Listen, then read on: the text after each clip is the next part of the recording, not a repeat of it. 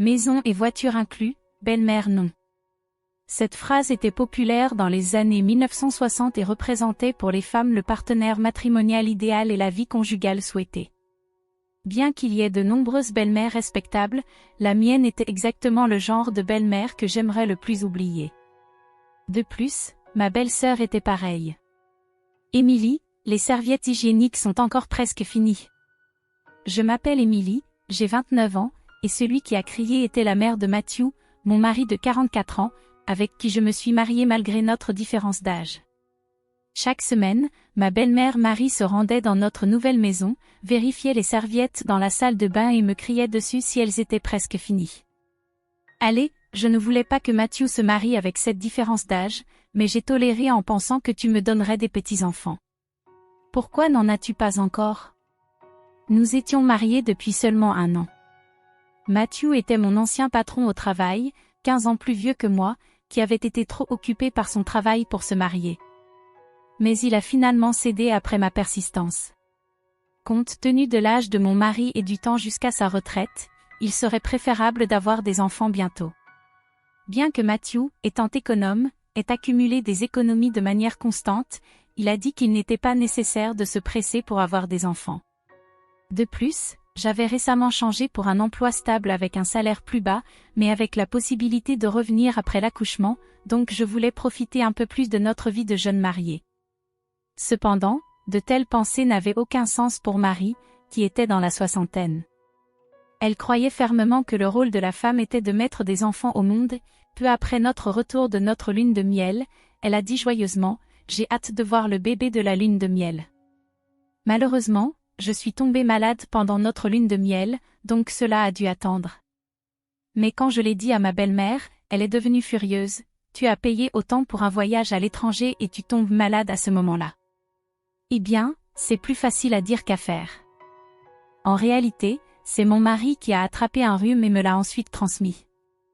Mais si je disais cela, elle répliquerait par quelque chose de déraisonnable comme « Les jeunes d'aujourd'hui n'arrivent tout simplement pas à suivre les conseils des anciens. » Et puis elle ajoutait encore « Gérer la santé de ton mari et ton travail. Pourquoi as-tu laissé Matthew attraper un rhume? Tu es vraiment une épouse incompétente. J'en avais tellement assez de devoir toujours gérer cela. Tu as raison, je ne suis pas une épouse parfaite, répondis-je. J'ai ensuite raconté tout le harcèlement de Marie à Matthew. Au début, Matthew, qui ne connaissait que le côté gentil de Marie, avait du mal à me croire. Mais un jour, j'ai enregistré une conversation avec elle sur mon téléphone et lui ai fait écouter. Il a totalement pris mon parti. Cependant, même après que Matthew se soit plaint à elle, le harcèlement n'a fait qu'augmenter. Par exemple, lorsque nous étions invités à dîner chez elle, elle servait du poisson cru, que je n'aime pas. Quand je ne pouvais pas me forcer à en manger, elle disait, « Tu sais, le poisson cru est riche en DHA et EPA, qui sont bons pour le cerveau. Tu devrais en manger beaucoup maintenant ou tu n'auras pas un enfant intelligent. » Et puis elle me murmurait malicieusement, « Tu auras un enfant aussi stupide que toi. » De plus, la nourriture qu'elle me servait était extrêmement salée. Le goût des jeunes est tellement fade de nos jours, alors j'ai ajouté du sel supplémentaire au tien. Délicieux, non?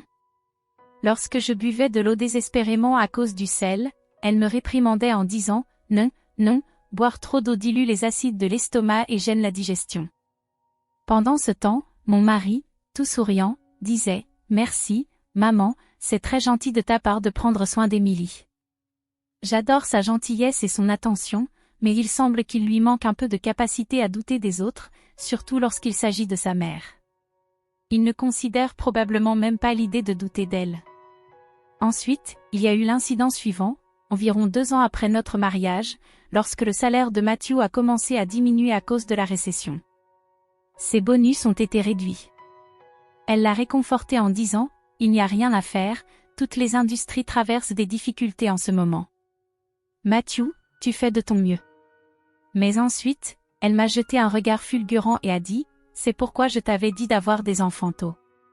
Élever des enfants coûte de l'argent. Que comptes-tu faire?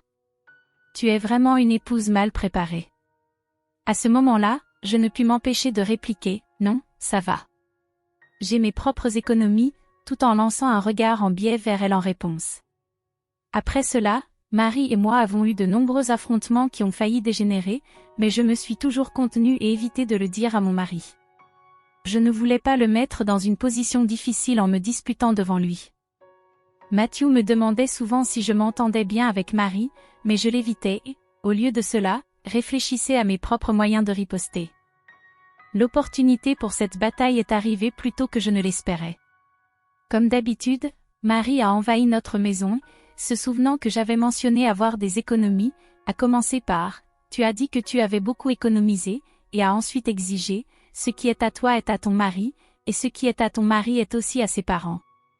Dis-moi combien tu as économisé. » Pourquoi devrais-je? Je viens de te le dire et que ferais-tu de cette information?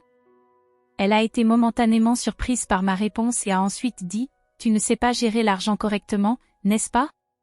C'est assez impoli, tu sais. » J'ai 30 ans, répondis-je. Pour moi, tu n'es qu'une sotte inexperte dans la vie. C'est pourquoi je te dis que je vais le gérer pour toi. Je vais bien, merci. Mes économies sont à moi, pas à toi ou à mon mari. Je n'ai pas besoin que quelqu'un d'autre les gère pour moi. Lorsque je répondis fermement, elle cria en retour, « Qui crois-tu être pour me parler ainsi?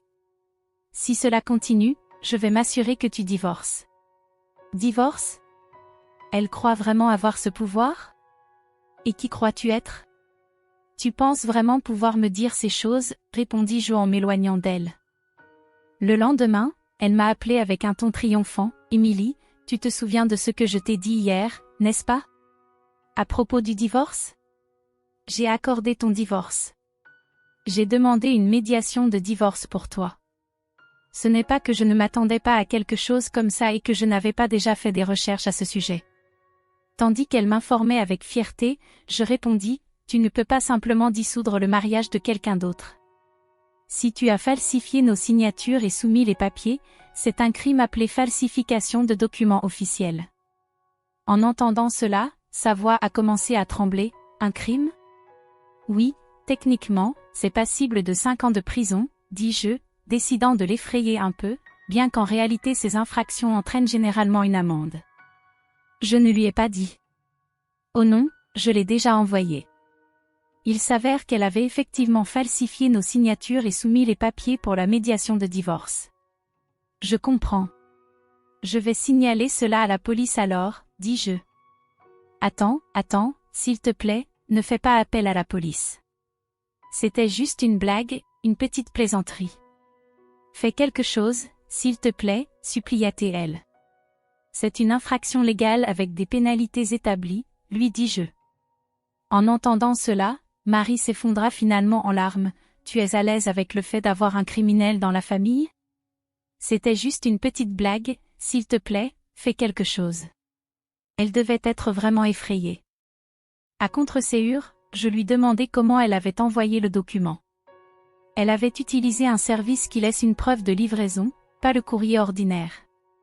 Comme elle avait posté après 19 heures la veille, je lui dis de contacter immédiatement le service postal avec le numéro de suivi, car il pourrait y avoir une chance d'arrêter l'envoi. Suivant mon conseil, elle appela immédiatement le service postal. Plus tard, j'appris que, heureusement, le document avait été récupéré. Sur le champ, je courus au tribunal local et remplis un formulaire de non-acceptation de la médiation de divorce. Cela invaliderait tous les papiers qu'elle avait falsifiés. Écoute Marie, si jamais tu fais quelque chose comme ça à nouveau, je raconterai tout à Matthew, l'avertis-je, en m'assurant qu'elle promette de ne plus jamais faire ça.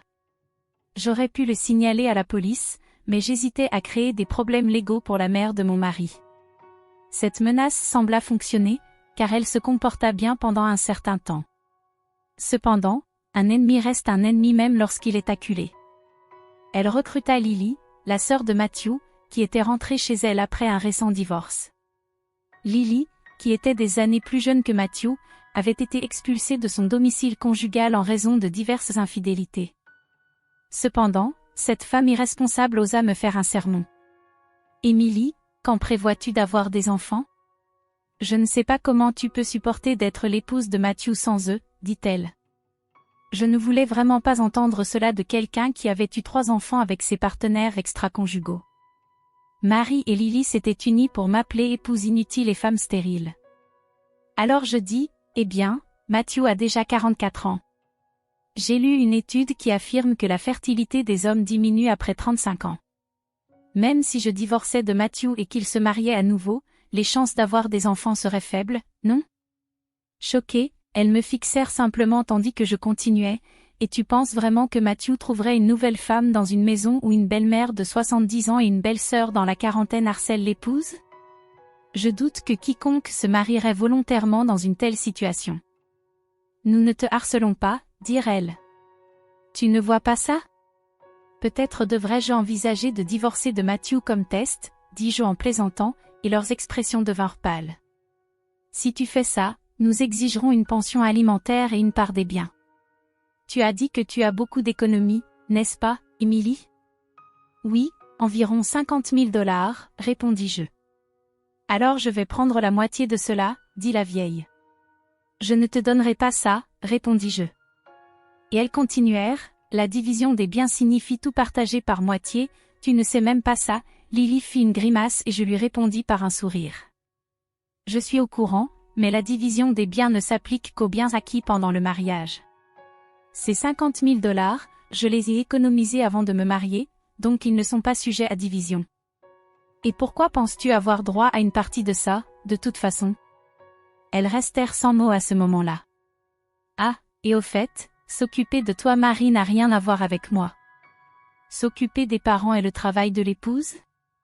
En aucun cas la loi n'établit que les parents biologiques sont responsables des soins, donc je n'ai pas à le faire. C'est ridicule, dit Lily. J'ai 3 enfants. Que tu aies des enfants ou non, tu ne peux pas échapper à tes responsabilités en tant que parent biologique, leur dis-je en souriant, choqué et les yeux écarquillés. Plus tard, je racontai tout à Matthew. Il fut furieux et décida unilatéralement de placer Marie dans une maison de retraite avec les économies de Matthew au fil des années et la pension de Marie. Il semble qu'il pouvait couvrir les frais initiaux et les coûts mensuels pour la maison de retraite. Cependant, la maison se trouve à plus de 3 heures en voiture, donc nous ne la visitons presque pas. Étant donné sa nature désagréable, elle semble être isolée même dans la maison de retraite. La maison familiale est en très mauvais état et maintenant Lily et ses 3 enfants y vivent, mais elle se détériore encore plus à chaque tempête, avec plus de 10 fuites. Nous avons décidé de renoncer à tout héritage, donc la maison en ruine reviendra à Lily. Elle a plus de 50 ans, est mal éclairée, éloignée de la gare et dans un endroit terrible, et a peu d'installations nécessaires à proximité. Après les frais de démolition, elle ne pourra pas accumuler plus de 50 000 $, même si elle est vendue. Comme le divorce de Lily était le résultat de son infidélité, elle n'a pas reçu de pension alimentaire et le père de ses enfants refuse de payer, probablement parce qu'ils ne sont pas les siens. Son avenir semble incertain parce qu'elle a gaspillé ses biens et a reçu peu lors de la division des biens. Bonne chance à elle.